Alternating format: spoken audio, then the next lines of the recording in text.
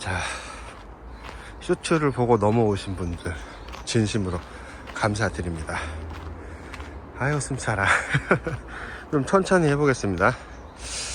일단 정진석이를 비서실장에 임명했더니 그거에 대한 평가를 해달라고 안철수한테 물어봤습니다. 그랬더니 안철수가 뭐라고 답을 했느냐, 이거는 협치를 진정으로 하기 위한 그런 포석으로 보인다, 인사로 보인다. 아니 그러면서 한 얘기가 뭔지 압니까?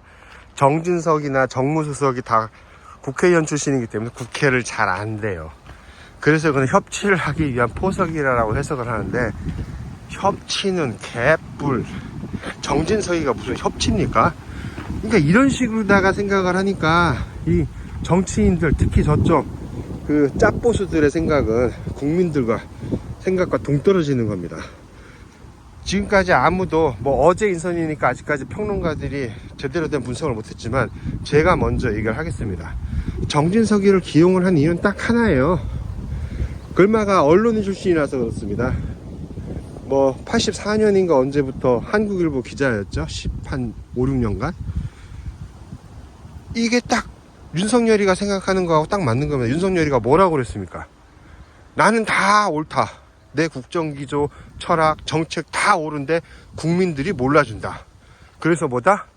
괜히 경고망동하고 부안해동하고 있는 공무원들 기강 잡고 내가 왜 옳은지에 대해서 좀 더 국민들에게 설명하겠다, 홍보하겠다, 이거잖아요.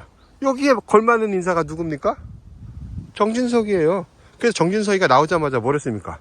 임명되자마자 기자들한테 야, 내가 니들 선배야, 이래버렸다니까? 그게 뭐 하는 소리야? 기자들이 제일 싫어하는 게 내가 니 선배야라고 하는 거랍니다. 근데 나와서 한 소리가 그거예요. 내가 니들 선배다. 어쩌라고. 내가 선배니까 앞으로 기사 우호적으로 써, 이런 소리 아닙니까? 이런 얼빵한 소리가 어딨어요? 그러니까 정진석 얘도 뇌가 없는 것 같아요. 아, 뇌는 있겠죠. 그냥 제 생각이고 표현입니다. 뭐 명예훼손이라고 하지 마세요, 정진석. 그러다니 뭐냐면은 참칭보수라는 말을 만들어내네요. 그리고 뭐 육모방망이 뭐 어쩌고 저쩌고 하고, 그 다음에 뭐요? 얘가 비대위원으로 있을 때, 비상대책위원장이었나요? 당원 100% 투표로 다 만들어버렸잖아요. 근데 국민의 여론을 다 없애버렸어요. 그래서 뭐 민심은 윤심이 당심이고 당심이 민심이다라는 뭐 이런 개상한 말을 만들었는지, 아니면은 그런 말을 만들도록 아무튼 그 기초를 제공해준 놈이 바로 요 놈입니다. 근데 이게 협치라고? 뭘 봐서 협치야? 아니 국회의원 하면 국회의원 출신이 다른 자리 가면 다 협치인가? 아니 어떻게 이런 식의 해석을 하지? 그리고 윤석열이가 모처럼 기자들 앞에 나왔어요. 그래서 질문 있으면 하라고 했어. 그래서 질문을 했더니만 뭐?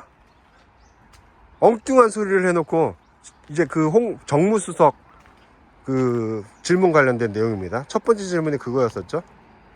야당 대표를 만나는데 야당이 주장하는 것 중에 좀 뭐 받아들일 수 있는 것이 있으면 얘기해봐라. 큰 틀로 얘기해도 괜찮다라고 했더니 뭐 정무수석을 발표하는 자리에서 그런 질문을 답하는 거죠. 뭐 어쩌고저쩌고. 그래서 엉뚱한 소리를 씹으려요. 그래놓고서 뭐 하는 거야?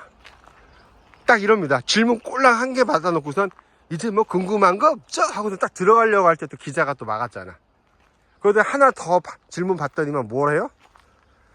이제는 정무수석이 나와서 얘기를 하라고 들어가 버려. 뭐 하는 짓이냐고 이게. 그럼 기자들 뭐하러 불렀어? 그냥 임명하고 말지. 그거 단신으로 내보내면 되잖아.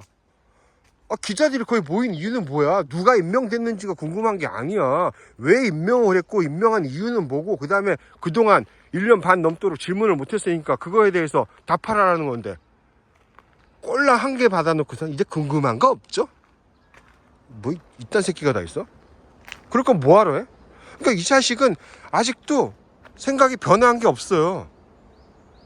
행동에서 드러나잖아. 그래놓고 지는 딱 이러지. 나는 기자들 앞에서 질문을 다 받았다. 그리고 나는 명쾌하게 대답했다. 이런 식의 개지랄 떨 거 아니야. 열방한 놈들. 진짜 짜증나 죽겠네. 입장을 하고 계십니다. 오전에 보고 또 봅니다. 다음에 홍수로 이루었습니다.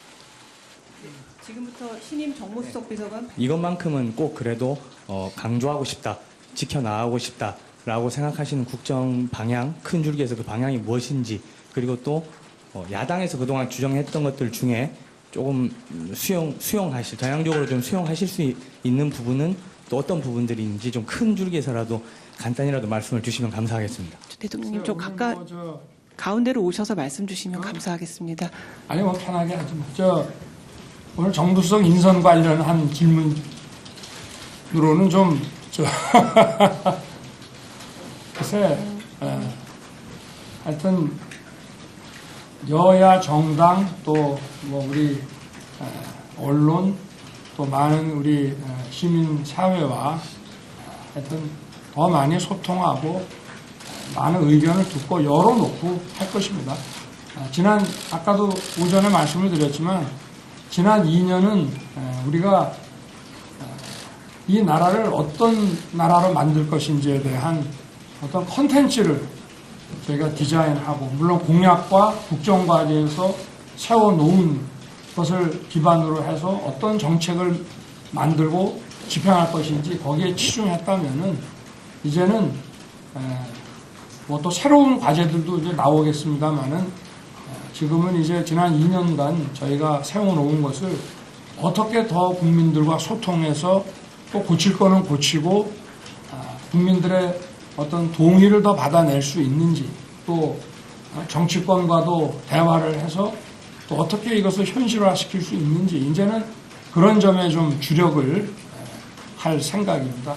우리 신임 정무수석이 당에서도 하여튼 여야 의원들 모두 소통과 친화력이 아주 뛰어나다고 추천을 받았고 저는 뭐 우리 정무수석과 함께 일해보거나 개인적인 관계는 전혀 없습니다만은 잘 하실 거로 믿고 이렇게 이 자리에 모시게 됐습니다.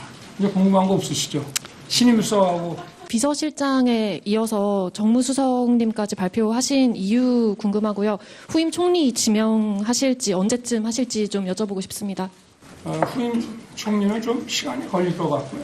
그리고 지금 이제 제가 지난 금요일 날 이재명 대표에게 이제 용산 초청을 제안했기 때문에 그와 관련해서 좀 여러 가지 또 좀 얘기를 주고 받아야 되는데 제가 볼 때는 정무수석을 좀 빨리 임명해서 신임 수석이 그런 걸 좀 준비하고 진행하는 것이 좋겠다는 판단을 하게 됐습니다. 그래요, 우리 신임 수석님하고 좀 얘기하시죠. 네, 대통령께서 먼저 이석하시겠습니다.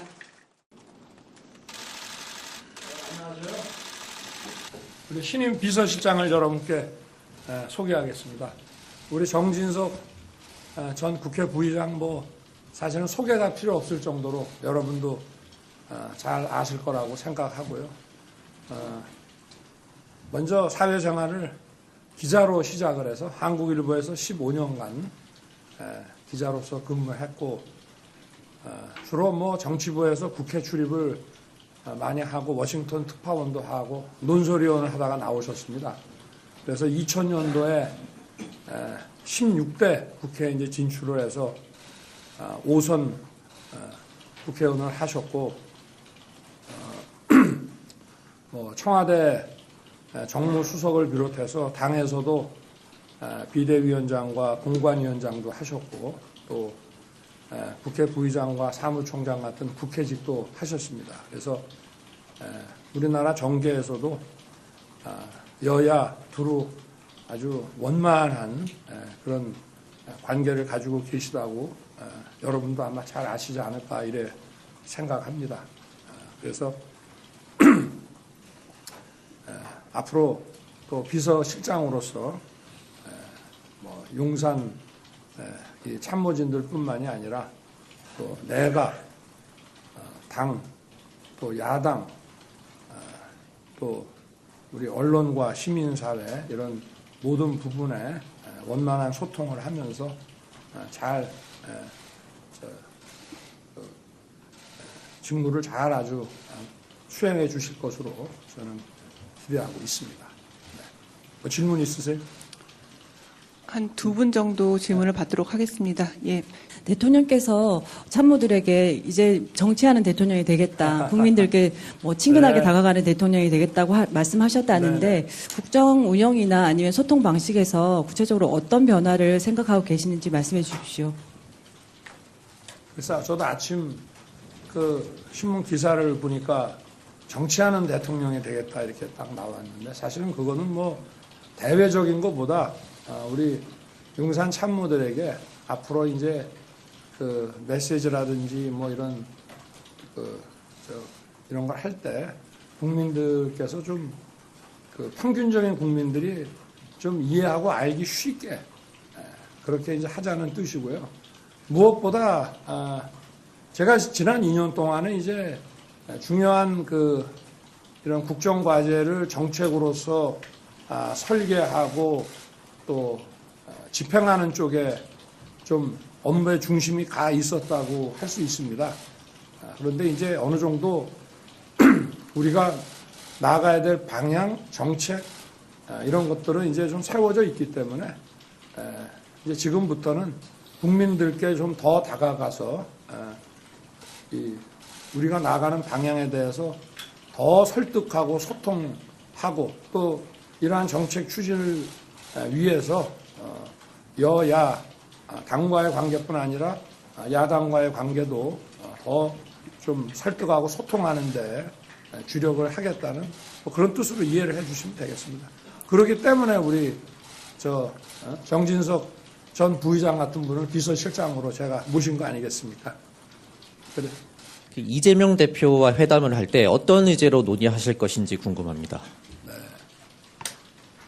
글쎄 뭐 의제에 대해서는 뭐 아무래도 제가 이재명 대표를 용산으로 초청을 했기 때문에 제가 하고 싶은 말을 하려고 초청했다기보다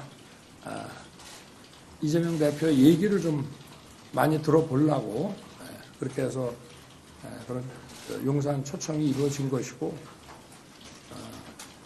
여야가 이제 어떤 그동안의 그 입장을 보면은 좀 많이 극명하게 차이가 많이 났습니다. 그렇지만 일단 좀 서로 의견을 좁힐 수 있고 합의할 수 있는 이런 민생 그 의제들을 좀 찾아서 국민들 좀 민생 안정을 위해서 할 수 있는 몇 가지라도 좀 하자는 그런 얘기를 서로 하게 되지 않을까. 그러고 아직은 모르겠습니다. 어쨌든 뭐 저는 듣기 위해서 초청을 한 거니까 뭐 어떤 의지에 제한을 두지 않고 다양하게 한번 서로 얘기를 나눠보겠습니다. 네, 이것으로 대통령께서는 먼저 이석하시고 이어서 정진석 신임 비서실장님께서 인사 말씀드리겠습니다. 말씀 나누시죠. 네.